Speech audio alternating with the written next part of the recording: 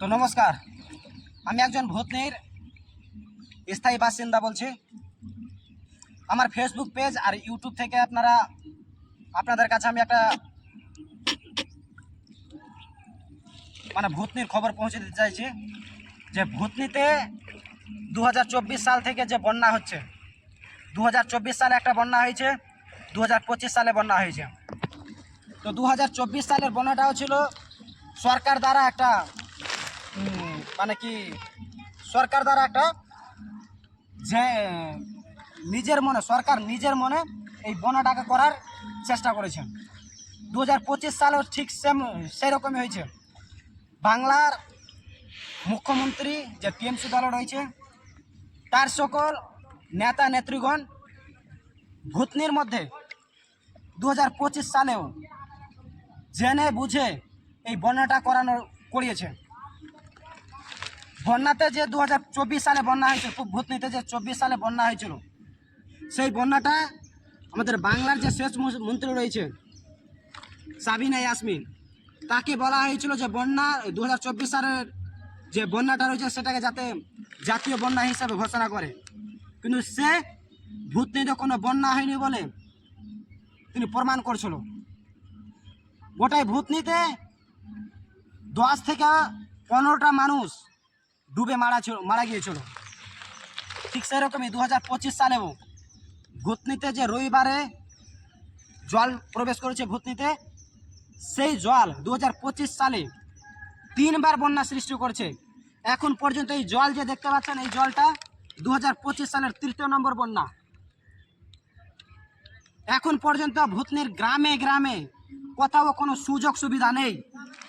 এবং পশ্চিমবঙ্গের সরকার, মুখ্যমন্ত্রী মমতা বন্দ্যোপাধ্যায় এবং মানিকচকের যে এমএলএ সাবিত্রী মিত্র রয়েছে, তারা নিজে থেকে একবার দেখবেন আপনাদের যে নেতা মন্ত্রীগুলো কাজ করছে এই ভূতনিতে, সেই কাজগুলো শুধু লুটের জন্য করা হচ্ছে। 2025 সালে 6.5 কোটি দিয়ে একটা বাঁধ তৈরি করা হয়েছে। সেই বাঁধটা শুধু এক জায়গায় ভাঙেনি, সেই বাঁধ গোটাই ভেঙে নষ্ট হয়ে গিয়েছে। তার কারণে আজ ভূতনির মানুষ এই বন্যার জলের মধ্যে জীবন কাটাচ্ছে। এই বন্যাতে কত মানুষ প্রাণ হারাবে, এখন পর্যন্ত 2 থেকে 5টা মানুষের প্রাণ হারিয়ে গিয়েছে। তো মুখ্যমন্ত্রী আর কেন্দ্রীয় সরকার, এটা একটা জাতীয় বন্যা আছে, আপনারা এই বন্যাটাকে জাতীয় বন্যা ঘোষণা করবেন। প্রত্যেকটা বাড়িতে, ভূতনির বাড়ি বাড়িতে জল পৌঁছে গিয়েছে। প্রধানমন্ত্রী নিজে বলেন হার ঘর জল। তো হার ঘর জল এভাবে পৌঁছালে শুধুমাত্র চলবে না। আমাদের দেশের প্রধানমন্ত্রী নরেন্দ্র মোদীজি, আপনি দেখেন এই দেশের এই ভূতনির এই বাংলার দুর্দশা। আপনি মুখে শুধু বলছেন হার ঘর জল, লেকিন হার চৌকি পার জল হে। আপনাকে দেখতে হবে। আর আপনাদের মন্ত্রীদের দ্বারা এখানে একটা সার্ভে করতে হবে কত টাকা লুট হয়েছে। 2024 সালে 1.5 কোটি টাকা পঞ্চায়েতে দেওয়া এসেছিল খিচড়ি নামে ত্রাণ বিলীনের জন্য। কিন্তু সেই টাকাটাও আমাদের উত্তর চণ্ডীপুর যে গ্রাম পঞ্চায়েত রয়েছে, পঞ্চায়েত প্রধান, নামটা হয়তো আমি জানছি না, ভুলে গেছি, কিন্তু তিনিও 2024 সালে খিচড়ি এবং ত্রাণ দেওয়ার বিনিময়ে 1,25,00,000 টাকা তারা লুটপাট করেছে। আর সেই টাকা লুটপাট হয়েছে শুধুমাত্র ভূতনিতে। প্রত্যেকটা বুথে বুথে যেসব মেম্বার রয়েছে, টিএমসির মেম্বার, বিজেপির মেম্বার, আরও যে কংগ্রেসের যে যা দলের মেম্বার দাঁড়িয়েছিল, সেই সকল দলের মেম্বারদের, হারা মেম্বার যারা হেরেছে ভোটে, তাদেরও টাকা দেওয়া হয়েছে। প্রায় 30 থেকে 50,000 টাকা করে প্রত্যেকটা মেম্বারকে টাকা দেওয়া হয়েছিল। আর সেই সব টাকা ছিল একমাত্র ভূতনির মানুষদেরকে ত্রাণ দেওয়ার জন্য, খিচুড়ি বিলীন করার জন্য। আমাদের ভুবনতলা বুথ যে রয়েছে, ভুবনতলা বুথে একদিনও 2024 সালে খিচুড়ি দেওয়া হয়নি। এবং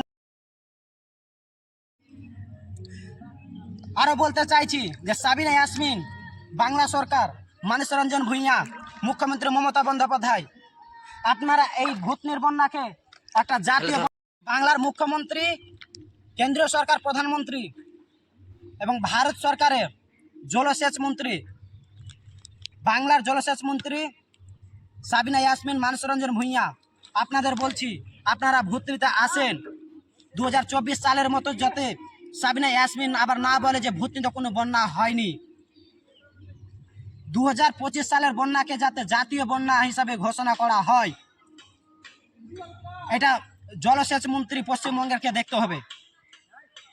আর আমি ভূতনির মানুষদেরকে বলতে চাইছি, 2026 সালে বিধানসভা ভোট রয়েছে। সেই ভোটে আপনাদেরকে সবাইকে বলবে, আপনাদের স্থানীয় নেতাগুলো আসবে, বাড়ির কাছে নেতা মন্ত্রীগুলো আসবে, নেতারা আসবে, চোর আসবে, ডাকাত আসবে, আপনাদের দারু মদ খাইয়ে বলবে যে এই দলে ভোট দেন, এই দলে ভোট দেন। আপনারা যদি ভূতনিকে বাঁচাতে চান তো কোনো দলের কোনো স্থানীয় নেতার চাক্কারে পড়বেন না। আপনারা নিজের নিজের দায়িত্ব নিয়ে একমাত্র একটাই ভোট করবেন, 9টাতে ভোট করবেন। এই 9টা ভোট কোনো নেতা মন্ত্রীর পার্টির মধ্যে যায় না। এই 9টা ভোট হচ্ছে ভোটকে বয়কট করা। যদি 9টাতে ভোট দেন তো আপনাদের মানে দেশের প্রধানমন্ত্রী হোক, দেশের ক্যাবিনেট মন্ত্রী হোক, ইলেকশন কমিশনার হোক, এবং যত দল এই বিধানসভাতে দাঁড়াবে সেই সকল দলের নেতা নেত্রীদের কাছে একটা মেসেজ যাবে যে এই ভূতনির মানুষ কোনো দলকে পছন্দ করছে না, এখানে কোনো অসুবিধা রয়েছে, এই অসুবিধা সংশোধন করার জন্য, এই অসুবিধা দূর করার জন্য কেন্দ্রীয় সরকার হোক এবং রাজ্য সরকার ঝুঁকিপূর্ণ হবে এই সমস্যাটাকে সমাধান করার জন্য।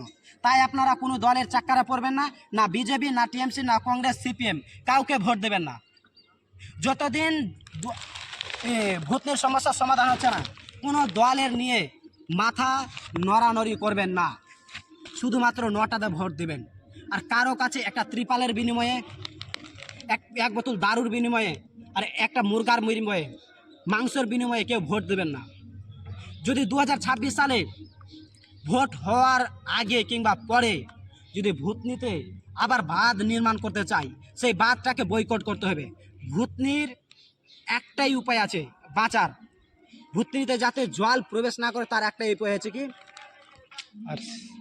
RCC ঢালাই কিংবা পাথর দিয়ে বাঁধানো। এর ছাড়া আর কোনো উপায় নেই যে ভূতনি বাঁচবে।